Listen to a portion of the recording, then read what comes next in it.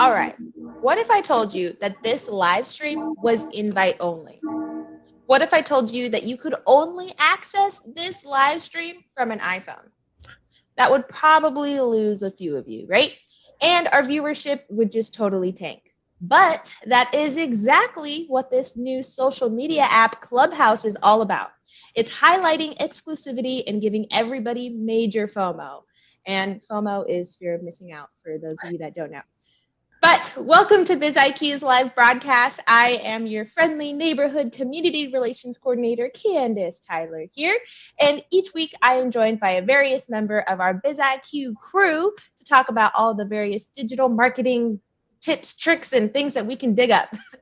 Today's topic is all about Clubhouse. So if you want the Clubhouse hype and gossip, you have come to the right place.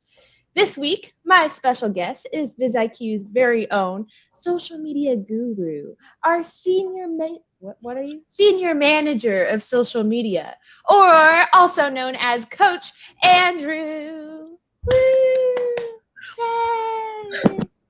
Thank you, Andrew, for joining us today. I'm thrilled to have you back on for our another live stream, and I know that you and I go way back. But for some of our newbies out there, can you please give us some information about you, what you do, who you are, all of that great stuff? Absolutely. As always, thank you so much for having me, and thank you everybody for joining this live stream all about Clubhouse, the latest and greatest social media platform out there. As Ms. Tyler said, my name is Andrew Esposito. I'm the senior manager of social media here at BizIQ. So a little bit about what that means is I run and work with both of our paid and organic social media sides of the business. So if you are a small business and looking to get into organic or paid social media side, you guys will probably work with me, and I'm super excited to work with y'all. A little background about myself is I've been working in marketing for about 6 years at a bunch of digital marketing agencies, focusing on a lot of different verticals, some influencer marketing, which is a interesting and incredible opportunity. And then before that, I used to coach college football, and that's why I got the nickname Coach from the team, which of course I love. Yes, I love it, and I'm so happy to have you here. So let's talk all about Clubhouse here. So a little bit of background about the app. It is an audio only app. So you're not going to have videos or flash and things like TikTok. It's very podcast-like. It's almost like you're walking into an interactive TED Talk, except digitally. And this social media platform is only on iPhones at the moment. But I think we are all aware that that's not probably going to stay that way. The way the app works is that you create a room and you have a discussion point, and there's usually people who are monitoring or running the room, so it's not total chaos. But then it's just like an open discussion of all of your favorite things. But what do you got, Andrew? Do you have any more background information for us? Yeah, absolutely. You phrased it very well. First, this platform is blowing up. As of February of 2021, over 10 million users already. And remember, it is invite only, which we'll talk about in a little bit. But it really feels like you're walking into a live podcast that's happening. So whatever podcast you might listen to, imagine taking a virtual seat in the audience and just listening to your favorites talk about things that they're passionate about, with the capability of being called on so you can join in the conversation, ask a question, have a organic conversation with the people hosting the chat, which is super, super awesome. And like you mentioned, it's not a complete free for all, right? They're more like these conference calls, audio only, and just with a group of people who are hosting the Clubhouse, sort of acting as moderators. So it's not complete chaos, which is wonderful. Yes. So you and I have kind of been testing out Clubhouse all week, and I am going to say I was very impressed. I am a super visual person, and so when I saw, it's audio only, and don't yell at me here, but I'm also not a huge fan of podcasts. I was shocking that I was actually enjoying the app and finding it. I think it was the fact that podcasts sometimes can be longer. There's I don't know. Whenever I think of podcasts, I think of 2-hour long podcasts, and at that point, I'm like, nah, that's too long. But these Clubhouse talks are usually about an hour, maybe 30 minutes. And I just think that is so digestible for me and where I'm at in my life. But what was your experience? Yeah, that's a great point. Podcasts are much longer. Usually have ads in them. Pre, mid, and post roll ads in them. Where I haven't been in a clubhouse that has those yet, but give it time.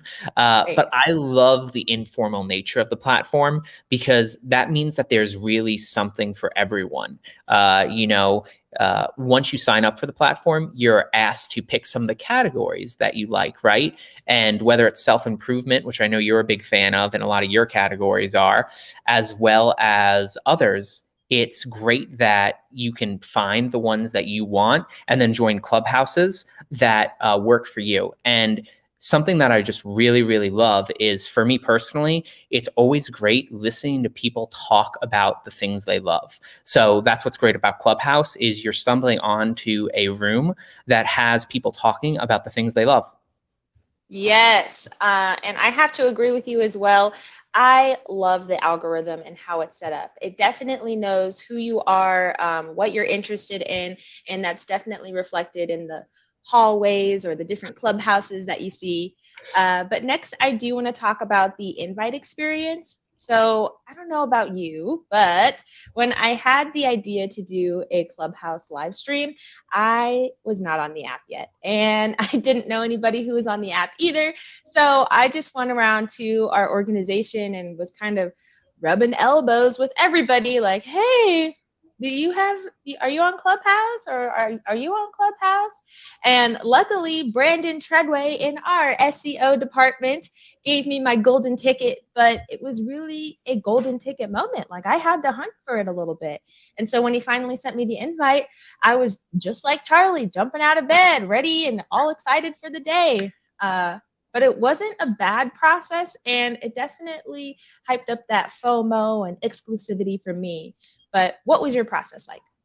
Yeah, absolutely. Very similar. You and I were talking and we were like, hey, let's do a show about Clubhouse. And I was like, brilliant idea. That's why they pay you the big bucks. And I was like, one problem, I'm not on Clubhouse. So in my mind, I was like, oh, I'll just wait for Miss Tyler to get the invite and then she could shoot it over to me and then I'll join. But before that, a former coworker of mine, shout out to Jeff, he shot me that invite. So for people that don't know, walk you through real quick. Clubhouse, you sign up with your phone number. Like Miss Tyler said, it's only available on iOS devices, iPhones at the moment. And they encourage you to use your real name. It even says it in big letters. It's like, hey, on Clubhouse, we use our real name. And then you put in your phone number. And then once somebody sends you an invite, you'll get a text message, you click on it, and then you get into the app and you pick all the categories you want, and then put a profile picture, and then you're on. So Jeff sent me the invite. You just click on it through text, and once you're in, it takes seconds once you get that invite.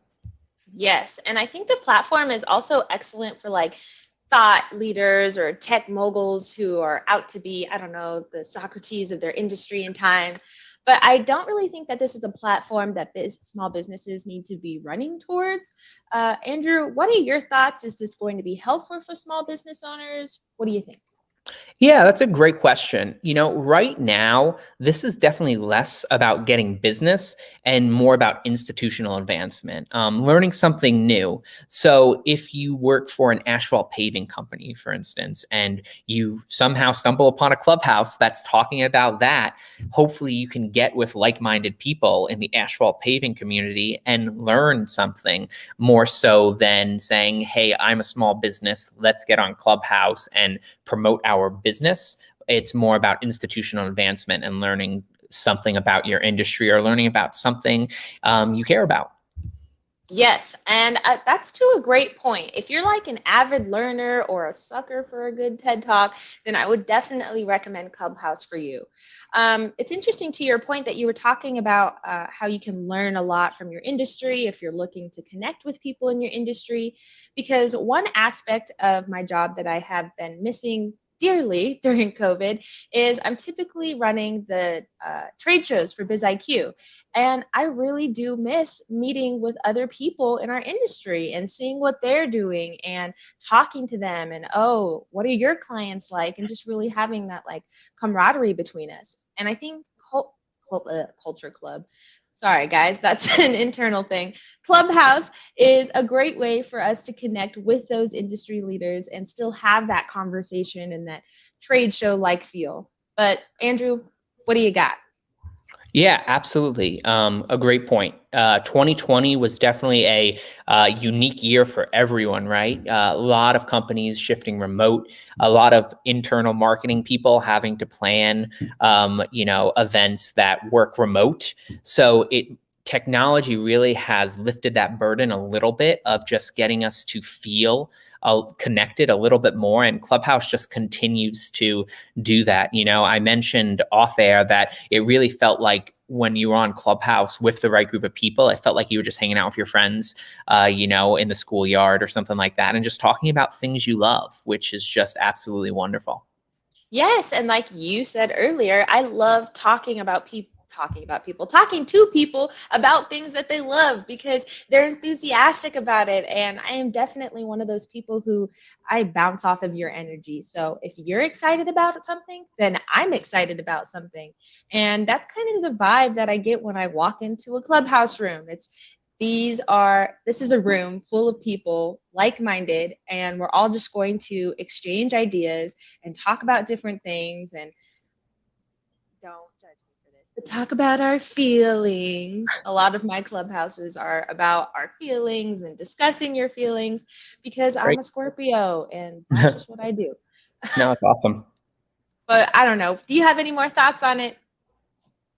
No, yeah, like I said, I just think it's wonderful. And right now, especially, it's a great time if you can get in because there was an initial surge of influencers and people that were using it, but more so Clubhouse is definitely brand light right now, which is kind of nice. So it's not like you have Wendy's popping up on a Clubhouse and, talking about stuff and then promoting some of their products, like many new social media platforms, ads and how marketers can leverage those ads come last, because first they're going to build up how the app works and make sure they have that institutional foundation before they move into how they can market it. Yes. And do you have any information on the history of the app, how it started? Yeah, Our absolutely. social media guru, after all. Yeah, absolutely. So, Clubhouse began as a social media startup, who would have guessed, by two people back in fall of 2019. So still relatively new. It was actually originally designed for podcasts. So that's, how we feel like it's podcasts, because that's what the app was originally designed for. And it was called Talk Show originally. And then the app was rebranded as Clubhouse and then officially released on iOS in limited capacity back in March 2020. So like I said, they've been rolling out those invites and things like that slowly but surely. Wow, that's crazy how fast things can take off. They limited opened on iOS on March 2020, you said, Yep. right? Yeah, and we're already at 10 million users. And still invite only. Yeah, I know. But do you think they have any opportunities about opening it up to everyone? Maybe opening it up to Android users? Absolutely, 100%. I'm sure they're having that conversation in the Clubhouse offices as we speak. There are probably some people in suits with line grasping and like, when these two cross, this is when Android comes out. Right. I'm sure they're having it. And like most social media platforms and tech in general, they come out invite only and then go from alpha to beta to wide release. I remember I was in the original beta for Gmail, and I felt very, very cool. This was a long time ago. And I was like, whoa, our email addresses had to have periods in it. So it was like really dumb name from TV show I liked, .andrew@gmail.com. Okay. But that happens with all of them, right? Because I was also in the beta for Google Plus, which wasn't as cool, right? But Circles, remember Circles? Oh my gosh. So I'm sure they'll roll out to Android phones in time. I'm sure that they're just, figuring out what they want and finding their footing before they open it up to a lot of people. Because again, finding these curated people that are interested is super beneficial for them before opening up the floodgates. Because if you have a room that has 10,000 people in it, and, look at other platforms like Twitter and things like that, the conversations get kind of diluted because there's just so many people that some of the comments will be about, the thread, the tweet that started it, but then you just go off into, all different directions. So, slowly but surely, I'm sure they'll roll it out. It's hard to say. I don't know. I'm kind of on the other side of this, where part of me thinks that they might keep some sort of exclusivity, because that FOMO and fear of missing out has really created an incredible hype, at least from my experience. But only time will tell at this point. But Andrew, can you tell me about some of the conversations that you have had on the program? Yeah, absolutely. Three of my favorites so far have been, I love the entertainment industry. I love movies. So a film director named Lee Wannell directed a lot of great horror movies over the years. Saw was one of the big ones he did. So Insidious, he just did the Invisible Man movie from 2020 with Elizabeth Moss from the show on Hulu. Oh gosh. Handmaid's Tale. And she was wonderful in it, but just a very smart guy when it comes to movies and entertainment. And he hosted a Clubhouse. So it's just so cool to be in there because he was leading it with, I think somebody from the New York Times, and they were just talking about like his career and like what it was like to film a movie like Invisible Man, where kind of tough, the bad guy, you can't see him. So like just talking about the ins and outs of movies, that's really great for like a film nerd like myself. But it's great because you're in the audience, you're listening to it, they're passionate about what they're talking about. And then when they say something interesting, you can do the raise your hand feature, or they can open up for questions, and you can, say that you want to talk, and then you're just talking to the person. And that's great because nobody's going to give you better knowledge than the person that made the movie, right? So it's just really cool in that way. Something very similar for the game industry of just, people that I've listened to for a long time, they had a Clubhouse and they just like, talk about the things they love. And then one of my favorite ones also was I stumbled upon a 40-person reenactment of The Lion King. Which was just wonderful. And I was like, oh, please call on me to be like Pumbaa or Zazu. I'll be anyone. Just tell me, just tell me anyone. I'll fill in anybody's shoes. And they're like, Andrew, you can be Ed. I was like, yes, love Ed. But yeah, it was just awesome. It was like, and it's so funny because it's like, there's that scene in Arrested Development where he picks up the bag and it says dead dove inside, and he opens it up and there's a dead dove in it. And he's like, I'm not sure I knew what I expected. Right. That's what it was. The Clubhouse room was just like, hey, reenactment of The Lion King. I'm like, what's this about? Clicked on it, and it's like, they're just line for line reenacting The Lion King. And I'm like, you know what? Not sure what I expected, but I'm about it. And it was a lot of fun. It was really cool. Mm-hmm. Oh, man, that was a good one. You gave me some tears there. I mean, wipe my eyes a bit. So, it's safe to say that you can find some pretty interesting things out there on Clubhouse. I don't know about you, but while we were talking off air, my Clubhouse algorithm is very like self-improvement, a lot of this like hustle, work hard culture, because that's just kind of who I am.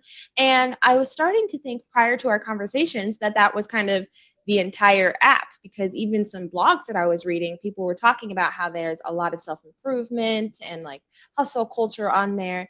But now, after our conversations, it's kind of sounding like there is a lot on Clubhouse, and that is just the algorithm delivering exactly what I want. But what do you think about that? Give me your thoughts. That's awesome. That's so cool. I do have a quick question.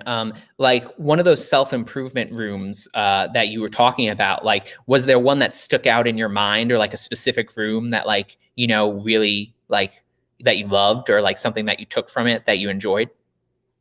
Let's see. There was one room, I can't remember what it was called off the top of my head, but it was really about people talking about issues in the Black community and the family dynamic in the Black community and how that is affecting generations that are just like rippling out towards us. And there is this weird thing in the Black community. Well, I won't get into it too deep, but just know it was pretty interesting to hear some thoughts from different people and different sides of the country too. It's crazy how somebody in Chicago has a totally different life experience than I do here in Arizona.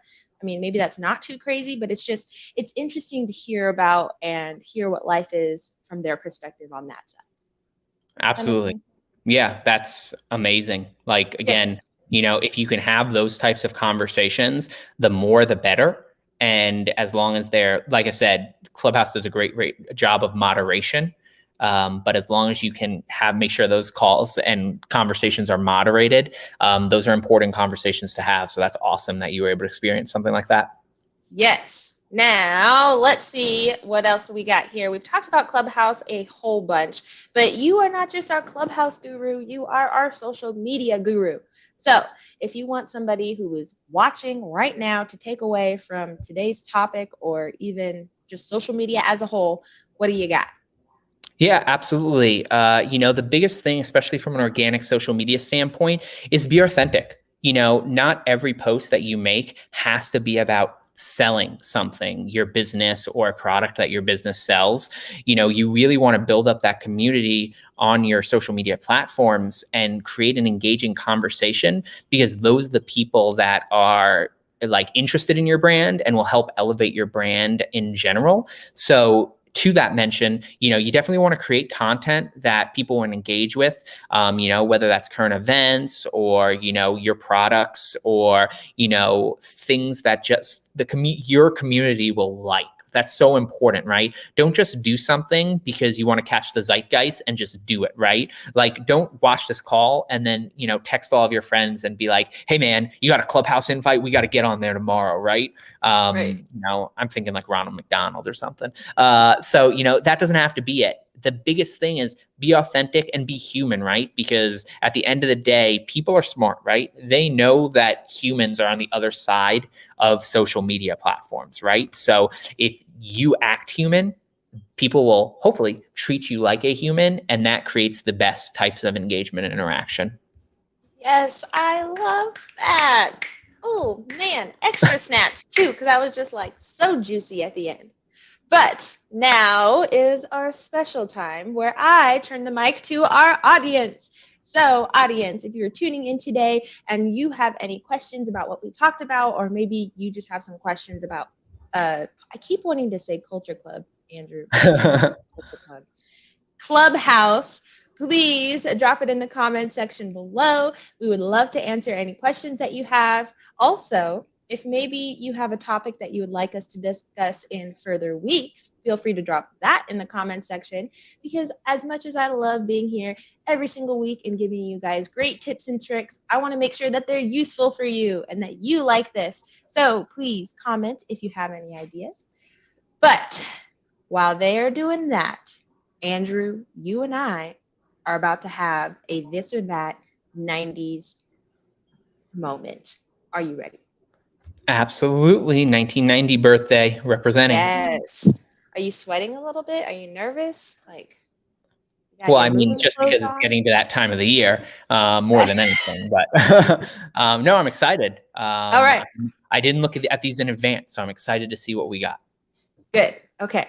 Dragon Ball Z or Sailor Moon? Dragon Ball Z. Oh, really? Yeah, I did like Sailor Moon growing up, though, especially when they brought the 3 extended people. I think it was like Pluto. No, Saturn might have been. No, I think Saturn was one of the new ones. But they brought like 3 new ones on later on, and like I liked those 3. Like, they were really cool. No offense to the original 5. Right. But Dragon Ball Z is like Dragon Ball Z. Me and the boys back in Brooklyn, we used to go hard on Dragon Ball Z.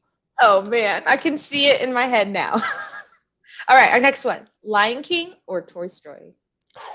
Are we talking about the 40-person Clubhouse reenactment of Lion King? Because pretty good. Pretty good. Man, that's a great question. I think I'll go with Lion King. I love all 4 Toy Story films, but Lion King I really, really like, and probably behind Beauty and the Beast probably has some of my favorite music in a Disney movie. And the opening of Lion King is just so iconic that elevates it. But both fantastic films / franchises. But in this nod right now, Lion King might change tomorrow. Yeah, I'll ask you tomorrow. We'll see how you feel. Okay. Next one, Friends or That 70s Show? Oh, I'll probably go with Friends. Again, I like That 70s Show, but Friends was just more of something that was around me more growing up, that I watched a little bit more. And like I said, a lot of more iconic things than That 70s Show. All those That 70s Show fans are probably like out there being like, wow, what is this guy doing? Yeah, and that's me. I am a That 70s Show fan over here like, wow, Friends isn't even funny if you take the laugh track off of it. I do like Seinfeld more than Friends. If I had to go those two, but they're like a little bit of different shows. But yeah, like I said, we live in an age of streaming that is definitely a blind spot. I've only seen like piecemeal episodes of 70 Show, so I might have to go back and watch some more episodes. What about NSYNC or Backstreet Boys? Backstreet Boys. I love the Backstreet Boys. Right before everything shut down, a bunch of my friends and we went to Vegas and saw the Backstreet Boys. And that was a very good show. It was great. Again, enjoy NSYNC as well. But Backstreet Boys are just very good. Yes, I love the Backstreet Boys, and even their last album that they just released, I think it was like in 2019 or maybe even 2018. I was jamming. I had it on and I was like, oh. That's awesome. What about Clueless or Pretty Woman? Clueless. Love Clueless. Love Clueless. The outfits. Ugh. Clueless is Nickelodeon great. Or Cartoon Network? Oh man, that's the hardest one so far. I love both. Dragon Ball Z was on Cartoon Network. So I did watch a lot of both growing up, and there are definitely some shows that like Nickelodeon would win, but I think I probably watched more Cartoon Network growing up just because like those were like the types of shows that I liked, being the weeb that I was growing up. And again, different, like shifted to, like young, like Blue's Clues, and they used to have the morning programs, and it was hosted by a guy named Face, and it was just a big colored wall, and it was a face in the wall. And like he'd be like, yo, man, what's up? We got Eureka's Castle. We got Blue's Clues. And I was like, oh, man, we're in for a good morning. Mom. Yeah. But yeah, Cartoon Network just had a bunch of those shows, Dragon, like you get home from work, Toonami kicks on. You got Dragon Ball Z, Yu Yu Hakusho, Rurouni Kenshin. You're like, and Gundam, you're like, this is the next 2 hours of my life. And they're great 2 hours. I love it. Now, this one you might think is the real hardest one, Charmed or Buffy? I love Charmed, but Buffy, for sure. I love Sarah Michelle Gellar, and that show was very good. Like that show has a lot of great standout episodes. And like, definitely a show that just like kicked major butt, had a lot of great actors on it as well too. And some really creepy ones too. I always remember the one where they were like these bad guys and they would sneak into your room at night and they would steal your voice and then they would like operate on you. And I always thought that was like the scariest thing in the world. So I told my little sister that I was going to do that to her if she didn't leave me alone when my friends and she was like, I'm out. Yeah, absolutely. But yeah, again, Charmed, great show too. My mom loved Charmed too. So there was a lot of Charmed growing up. All right, let's see if anybody left us any messages. Oh, nope. We are good to go. Awesome. All right. Well, with that, my friends, this episode is a wrap.